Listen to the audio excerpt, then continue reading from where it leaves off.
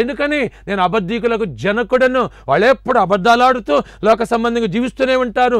ఇదేనా నీ దైవత్వము, ఇదేనా నీ గొప్పతనము అని ప్రభువుని ఎప్పుడు దూషిస్తాడు వాడు. ఎందుకో తెలుసండి, మన బలహీనతలను బేస్ చేసుకుని. దేవుని యొక్క ఆశ ఏంటో తెలుసండి, యోబు గురించి దేవుడు ఎలా సవాలు విసిరాడు సైతానికి.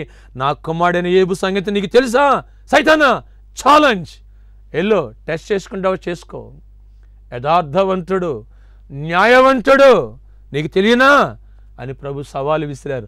నీ పట్ల నా పట్ల కూడా అలా విసిరాలని, దావీదు పట్ల కూడా అలాంటి ఉద్దేశం కలిగి ఉండాలని దేవుడు గొర్రెలు కాసుకునేవాడిని తీసుకొచ్చి సింహాసనం మీద కూర్చోబెట్టి అందని స్థాయికి ఎక్కించి అనేకమైనటువంటి దీవెనలతో అతను నింపి అధికారాన్ని ఇచ్చి శత్రువుల యొక్క రాజ్యాన్ని కూడా తీసుకొచ్చి దావీదుకు అప్పగిస్తే అతడు నేను మరలా ప్రభువును సిలువ వేస్తున్నాననేటువంటి సంగతిని పక్కన పెట్టి తన సుఖము కోసము, తన స్వార్థము కోసము, లేదా తన శరీరం యొక్క భోగ ఇచ్చ కొరకు యేసుని మరలా సిలువ వేశాడు.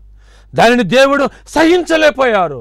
నా కుమారుడైన దావీదు అనేటువంటి దేవుడు, నా ఇష్టానుసారుడైన దావీదు అని చెప్పిన దేవుడు, అదే దావీదు తప్పు చేస్తే సహించుకోలేకపోయాడు. మరి ఈ దినాలలో నిన్ను నన్ను పరిస్థితి ఏంటో ఒక్కసారి ఎన్నడైనా ఆలోచించావా నా ప్రియ సహోదరి సహోదరుడా? ఒక్క సత్యాన్ని నువ్వు గుర్తించాలని ప్రభు ఈ దినమందు ఈ వర్తమానం ద్వారా ఆశిస్తున్నారు. ఎంతకాలము నువ్వు చేసిన పాపాన్నే మరలా చేస్తూ ఒప్పుకోవట్లేదా?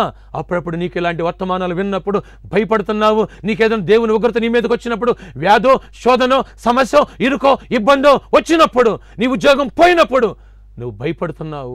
ప్రభు నేను పాపం చేశాను ప్రభు అంటున్నావు. మరలా తిరిగి అదే పాపం చేస్తున్నావు. సో తద్వారా దేవుని శత్రువులు దేవుని దూషించడానికి మనం చూసిన అన్ని జనులు, ఆహా వీళ్ళు క్రైస్తవులా, వీళ్ళ చెప్పేదొకటి చేసేదొకటని రోమపత్రిక 2:23-24 రాయబడింది ప్రకారము మిమ్మల్ని బట్టే నా నామము అన్ని జనుల మధ్య దూషింపబడుచున్నదని. నో, ప్రభు అంటున్నారు, నీ ద్వారా మహిమ రావాలి కానీ అవమానం రాకూడదు. అనేకులు వెనుక చూస్తున్నారు నీ ప్రవర్తనను, మీ పోకడను, ఈ సంఘం పరిస్థితిని చూసి. కానీ ప్రభు అంటున్నారు, అలా కాకుండా నాకు మహిమ తెచ్చే సంఘముగా, బిడలుగా, కుటుంబముగా, వ్యక్తిగా ఉండాలని.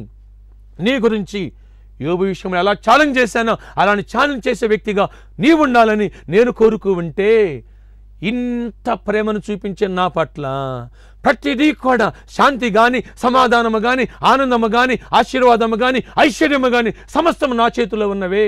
అంతేకాదు నిత్య జీవము కూడా నా చేతుల్లో ఉన్నవి. ఇలాంటి ఇన్నిచ్చేటువంటి దేవుడు నన్ను అనుదినము సిలువ వేస్తున్నావు. నీ వచ్చి నాకు ప్రభువా అది ఇవ్వు, ఇది ఇవ్వమంటున్నావు. ఇదేమైనా న్యాయమా? ఇదేమైనా ధర్మమా? చెప్పంటున్నారు ప్రభు. రాయబడింది కదా యెషయా గ్రంథం 59:1 రక్షింపబడనేరుకున్నట్లు యెహోవా హస్తము కొరచు కాలేదు, విననేరుకునే చెవులు మందము కాలేదు. ఎందుకో తెలిసి దినాల్లో నీకు సరైన రిజల్ట్ రాకపోతాం, నీ కుటుంబం కట్టబడుకోకుండా, నీ భర్త మార్పు చెందుకోకుండా, నీ భార్య లోబడుకోకుండా, నీ పిల్లలు ఒలివల మొక్కల వల్ల లేకోకుండా, నీ ఉద్యోగంలో, నీ విద్యలో అభివృద్ధి లేకోకుండా, నీ పాడి పంట పశువుల మందలు ఎందుకు అభివృద్ధి పొందట్లేదు తెలుసా? నీకు ఎందుకు అప్పులు పాలవుతున్నావు తెలుసా? ఏనాడైనా ద్వితీయోపదేశకాండము 28:1-14 ఎప్పుడైనా చదివినావా? నువ్వు ఎప్పుడైనా సరే ఆలోచించినావా? అభివృద్ధి పొందవలసిన నీవు, దీవించబడవలసిన నీవు వెనకపోతుంది నీ యొక్క అభివృద్ధి, ఆశీర్వాదం, దీవెన. ప్రభు అన్నారు కదా 3వ యోహాను రాసిన పత్రికలో మాట చెప్పారు 2వ వచనములో, ప్రియుడా నీ ఆత్మలో వర్ధిల్లిన ప్రకారము అన్ని విషయాలు వర్ధిల్లి సౌఖ్యంగా ఉండమన్నారు. దీవెననిచ్చేటువంటి దేవుణ్ణి పక్కన పెట్టి ఆయన సిలువ వేసి దీవెనలు అడుగుతున్నావు. నువ్వు ఎలా అభివృద్ధి పొందుతావు? ఎలా అప్పిచ్చేవానిగా ఉంటావు? తలగా ఉండాల్సిన నువ్వు తోకవైపోతున్నావు. సమాధానంతో ఉండవలసిన నీవు అసమాధానంతో కుంగిపోతున్నావు. అభివృద్ధి చెందవలసిన పోయి నీవు దిగజారిపోతున్నావు. సత్యాన్ని గుర్తించు. నా ప్రభు సెలవిస్తున్నారు, అనుదినము నువ్వు నన్ను సిలువ వేస్తున్నావు. ఈరోజు ఈ సత్యాన్ని నీకు అవగాహన చేయాలని ఆశిస్తున్నాను. సహోదరి సహోదరుడా, ఈ వర్తమానం నుంచినటువంటి ఒకవేళ సేవకుడవా ఎవరైనా సరే, ఈ సందేశము ద్వారా మనం అవగాహన చేసుకోవాల్సిన సత్యం ఏంటి తెలుసా?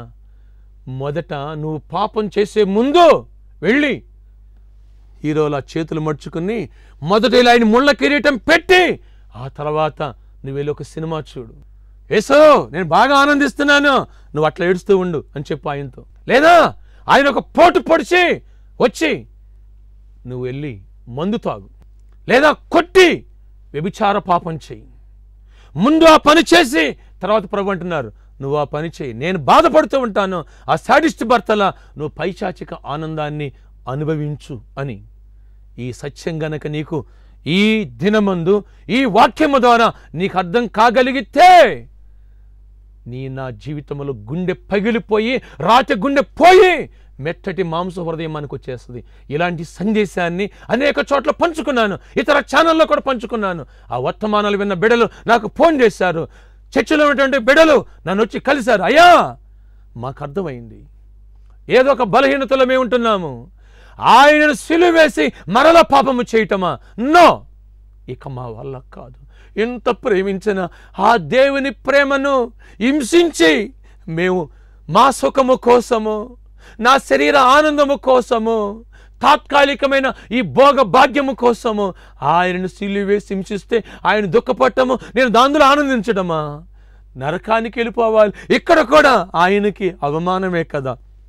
వద్దు అని ఎందరో వచ్చి నన్ను కలిసి ఈ వర్తమానము ద్వారా నా జీవితాన్ని మార్చేసుకుంటున్నాను అని చెప్పిన వారు ఎందరూ ఈ దినమందు ఈ సత్య వర్తమానము ద్వారా నీతో ప్రభు మాట్లాడుతున్నారు.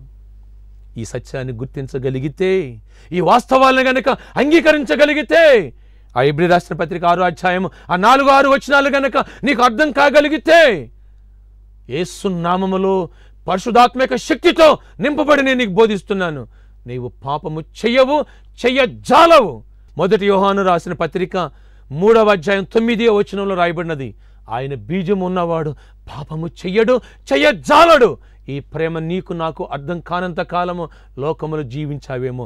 ఇక మీదట ఈ సత్యాన్ని అర్థమైన తర్వాత ఎలాగున్న ఆయనను ముందు సిలువేసి, ఆయన పొడిచి, ఆయన గుచ్చి, ఆయన ముఖం మీద ఉమ్ము ఊసి వెళ్ళి పాపము చేస్తావు?